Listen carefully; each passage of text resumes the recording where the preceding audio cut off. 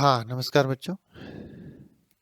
इस वीडियो में हमने धार्मिक नीति के बारे में हम बात करेंगे कि अकबर की धार्मिक नीति कैसी थी, उसमें क्या परिवर्तन थे, क्या इनोवेशन से क्या नवाचार थे।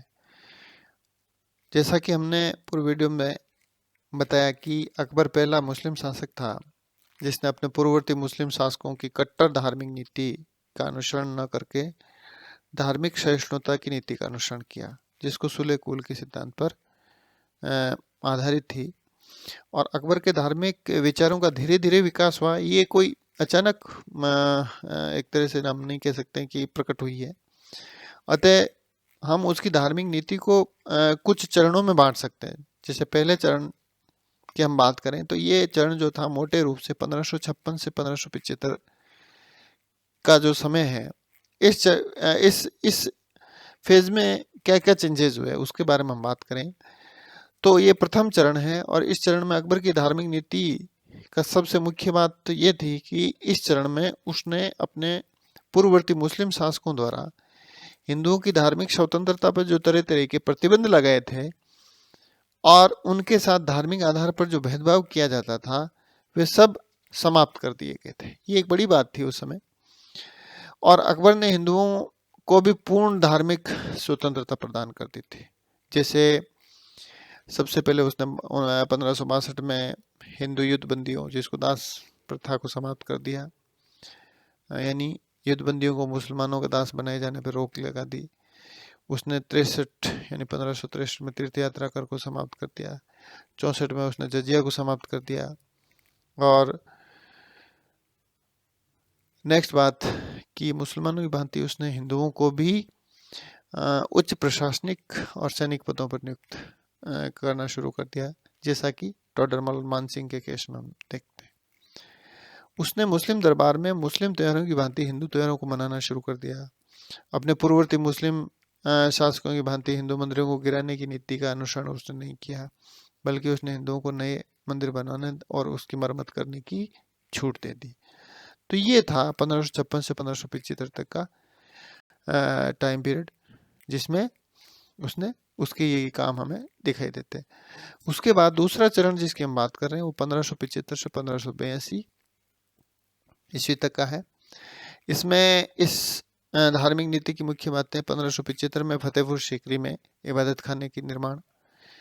और इबादत खाने की स्थापना के पीछे अकबर का जो मेन उद्देश्य है, मुख्य उद्देश्य है, वो धार्मिक विषयों पर विचार विमर्श करना और विभिन्न धर्मों की जानकारी प्राप्त करना था।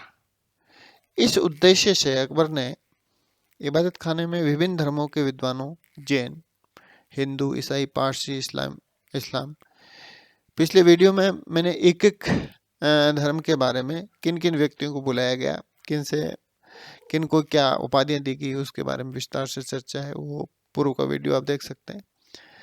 तो इन धर्मों के विद्वानों को आमंत्रित किया और उन सब के विचार सुनने के बाद अकबर का कट्टर इस्लाम और इस्लाम की श्रेष्ठता से विश्वास समाप्त हो गया तथा उसका ये विश्वास दृढ़ हो गया कि इस्लाम के साथ साथ अन्य सभी धर्मों में अच्छाइयों के साथ साथ बुराइयां भी विद्यमान है। अर्थात कोई भी धर्म जो है अपने आप में संपूर्ण नहीं है और कोई भी धर्म ऐसा नहीं है जिसमें कुछ ना कुछ अच्छा ही ना हो।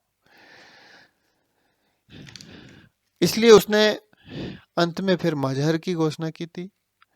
मजहर जो है वो अकबर की धार्मिक नीति के चरण की दूसरी मुख्य बात मजहर की घोषणा है।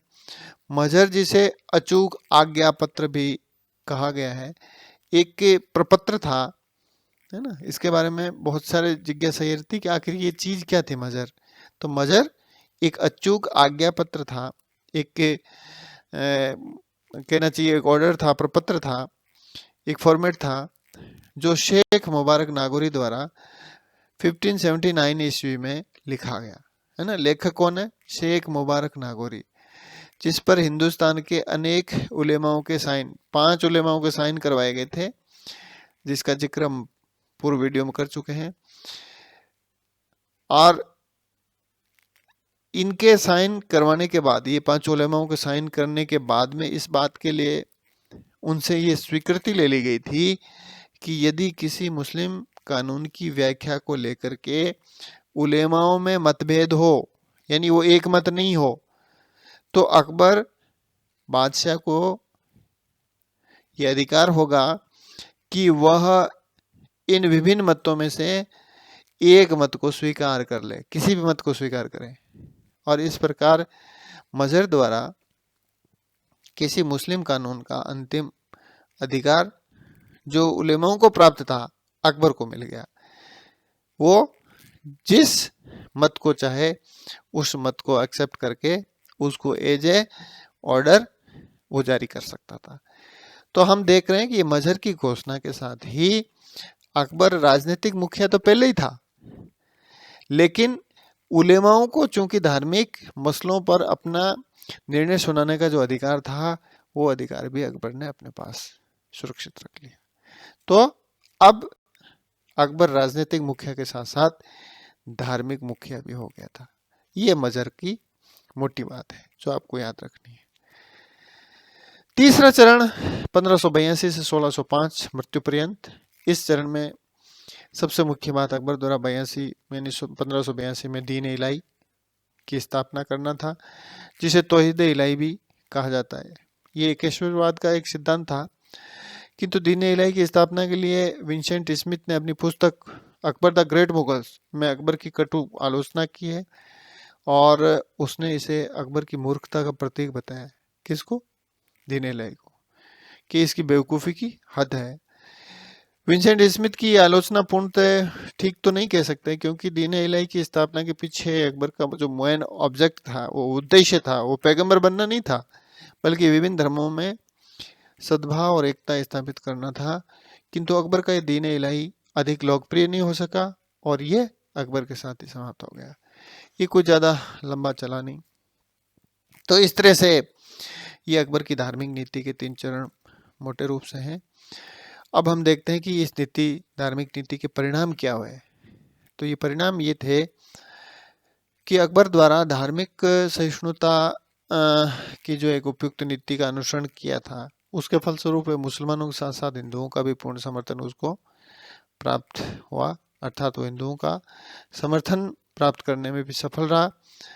इससे भारत में मुगल साम्राज्य के स्थायित्व को मदद मिली और वो और ज़्यादा विस्तार पा सका। और दूसरी बात थी कि इस उदार धार्मिक नीति के फलस्वरूप अकबर अनेक उच्च कोटि के प्रशासकों और सेना नायकों की सेवाएं प्राप्त करने में सफल रहा। तो इस प्रकार हम कह सकते हैं कि अकबर की धार्मिक नीति जो है न केवल अकबर के लिए बल्कि मुगल साम्राज्य के लिए भी विस्तारवादी या उसको और अधिक विस्तृत और उसको स्थायित्व प्रदान करने में एक मील का पत्थर साबित हुई।